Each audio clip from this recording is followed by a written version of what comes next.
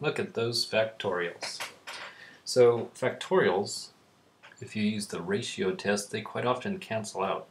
So I'm going to do that. Use the ratio test. So you take the n plus 1 term, so substitute n plus 1 for all of those n's, divide by this term, and then take the limit as n goes to infinity. So take the n plus 1 term is going to be 2, and then n plus 1, and then all of that is factorial. This one is n plus 1, that's factorialed, and then all of that is squared. And then also in the numerator, there's x to the n plus 1. Now divide by this term itself, or in other words, invert and multiply. So this is the numerator, n factorial being squared. This would then be in the denominator, and this.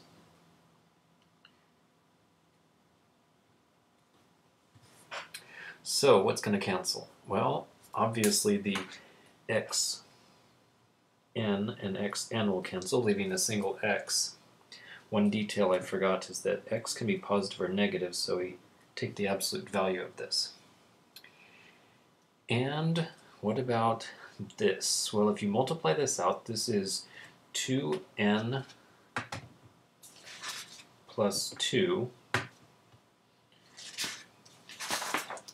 So if you have 2n plus 2 factorial, something like 12 factorial, then you could say, well, that's going to be 12 times 11 times, and then you could just say 10 factorial for the rest.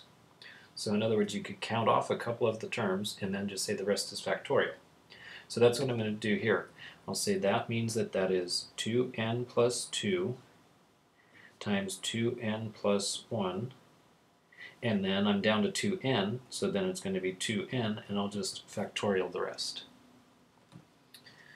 Okay, so limit as n goes to infinity. I'm going to move this one over here. Okay, then this one, like I said, count it off as 2n plus 2, 2n plus 1, and then 2n factorial. That way, the 2n factorials can cancel. Over here, well, this is squared and this is squared, so what we could say is that means the whole thing is being squared, where this is n factorial and this is n plus 1 factorial, and then there's a single x. So now we're ready for the canceling. 2n factorial and 2n factorial cancel. So this is saying something like 10 factorial divided by 11 factorial. So that means that pretty much everything cancels except that 11. Or in this case, the n plus 1 being squared. Okay, almost got it. The numerator has this, which I'm going to go ahead and multiply out, is 4n squared plus 4n plus 1.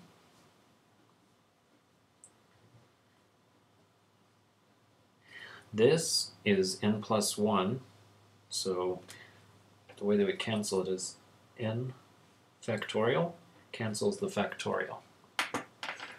So the denominator here has n plus 1 being squared, so that's n squared plus 2n plus 1. Now if you take the limit as n goes to infinity, then this and this tell you what's going to happen with the n's. It's going to be 4n squared over n squared, that's a 4. Or you could do L'Hopital's rule twice, and you'll end up with the same thing. So this means that we've got the absolute value of 4x. Then the ratio test says that that converges if this is less than 1. So in other words, 4x is sandwiched between 1, -1, or in other words, x is between -1/4 and 1/4. Then we would need to substitute those. Oh, wait a second. It doesn't say find the interval.